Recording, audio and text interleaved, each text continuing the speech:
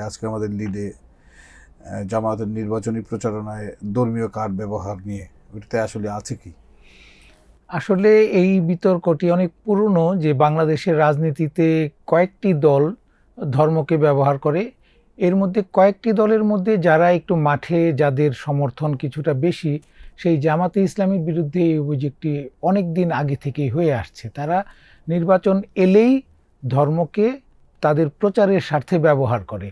আমাদের যে সংবাদটি, এতেও সেটি বলা হয়েছে, যদিও এই অভিযোগটি যখন করা হয় তাদের বিরুদ্ধে, তাদের কেন্দ্রীয় নেতারা বরাবরই এটি অস্বীকার করেন যে তারা আসলে এইরকম ধর্মকে ব্যবহার করে কিছু করেন না।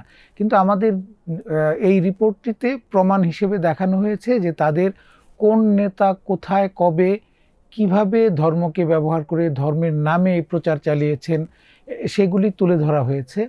আরেকটি বিষয় হচ্ছে যে আমাদের যে নির্বাচনী আইন, যেটি গণপ্রতিনিধিত্ব আদেশ 1972 বা সংক্ষেপে আরপিও নামে বেশি চেনে লোকজন, সেটাতে কিন্তু সেই প্রাচীনকাল থেকে এই আইনটিতে ধর্মের ব্যবহার নিষিদ্ধ আছে। নিষিদ্ধ অর্থাৎ শাস্তিমূলক অপরাধ হিসেবে চিহ্নিত করা আছে।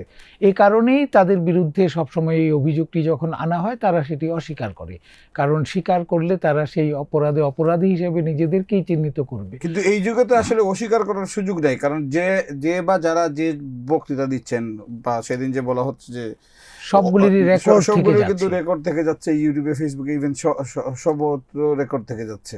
কিন্তু দুর্ভাগ্যজনকভাবে এর পরেও নির্বাচন কমিশন এগুলি নিয়ে কোনো ব্যবস্থা নেয় না। তাদেরকে জানানোর পরেও তারা সেই তদন্তের নামে সময় ক্ষেপণ বা নানানভাবে সময় ক্ষেপণ করে সেগুলি দেখে না।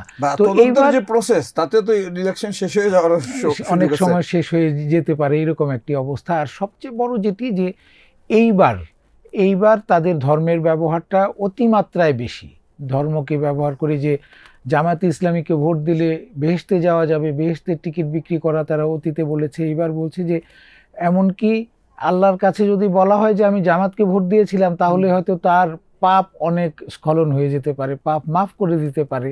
এই ধরনের প্রচার তাদের স্থানীয় নেতারা, স্থানীয় বলতে ঢাকার বাইরে যেসব প্রার্থী আছেন, প্রার্থীর পক্ষের লোকজন আছেন, স্থানীয় জামাতে ইসলামীর নেতারা আছেন, তারা এইসব বক্তৃতা দিয়ে বেড়াচ্ছেন।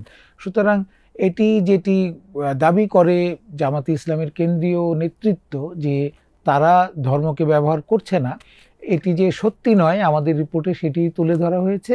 জামাতে ইসলামীকে ভোট দেওয়া হচ্ছে ইমানি দায়িত্ব। কোনটি ইমানি দায়িত্ব, কোনটি ইমানি দায়িত্ব নয়, সেটি তো ধর্মে বলা আছে। সেখানে কি কখনো বলা আছে যে কোনো রাজনৈতিক দলকে ভোট দেওয়া সেই দায়িত্ব? কিন্তু জামাত যখন ধর্মীয় কার্ড খেলতেছে, তখন কিন্তু বাধ্য হয়ে বিএনপিকেও কিন্তু এই ধর্মীয় বিষয়গুলো টেনে আনতে হচ্ছে। যেমন তারেক রহমান সিলেটের সমাবেশে যেভাবে আবার এই প্রসঙ্গগুলো টেনে নিয়ে আসতেন, মোটামুটি ধর্মকেই টেনে নিয়ে আসতেন, তাদের ওইটার জবাব দিতে যে সেটি জবাব দিতে হচ্ছে। কারণ আমাদের দেশে এখনো আমাদের গ্রামে গঞ্জের ধর্মপ্রাণ মানুষ মাওলানা টাইপের মানুষের কথায় বিভ্রান্ত হয়। তারা বিশ্বাস করতে চায় যে এই লোকটি হয়তো এরকম পরহেজগার লোক, তার কথা মনে হয় সত্যিই হবে।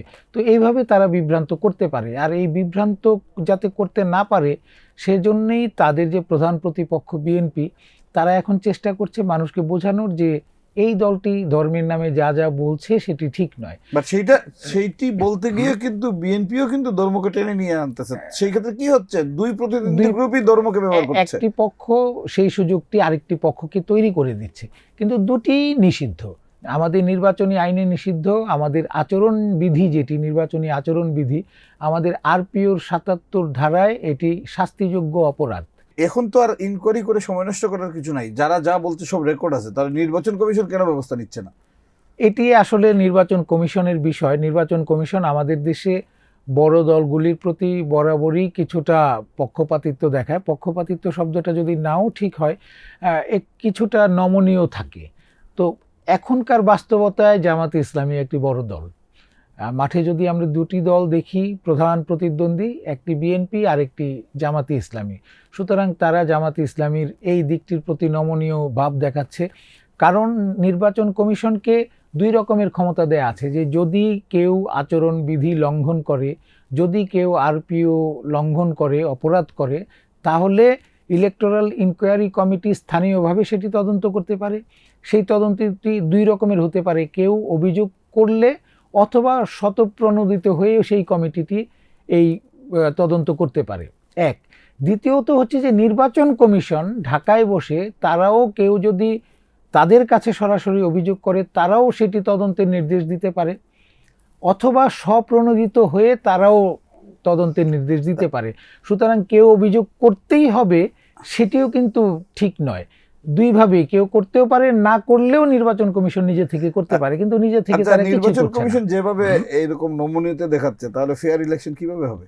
ফেয়ার ইলেকশন নিয়ে তো প্রশ্ন থেকেই যায়, কারণ আমরা দেখছি যে প্রধান যে দুই দল, এখনকার প্রতিদ্বন্দ্বী দুই দলই কিন্তু ফেয়ার ইলেকশন হবে কিনা সেটি নিয়ে শঙ্কা প্রকাশ করছে। দুই দলই বলছে যে ওই দল ইলেকশন ইঞ্জিনিয়ারিং করছে, কৌশল করছে। সুতরাং কৌশল যে কিছু একটা হচ্ছে তারা নিজেরাই স্বীকার করছে। দুটি প্রধান দল যারা এখনকার মাঠে, এদের বাইরে আর কোনো দল দৃশ্যমান নয় অতটা, সেই প্রধান দুই দল নিজেরাই একে অপরকে বলছে যে নির্বাচনে নানা রকমের কৌশল করা হচ্ছে, ইলেকশন ইঞ্জিনিয়ারিং এর নানা কিছু দেখা যাচ্ছে, তারা একে অপরকে বলছে। তো দুই পক্ষই যখন বলছে আমরা মেনে নিতে বাধ্য যে আসলে এরকম কিছু হচ্ছে।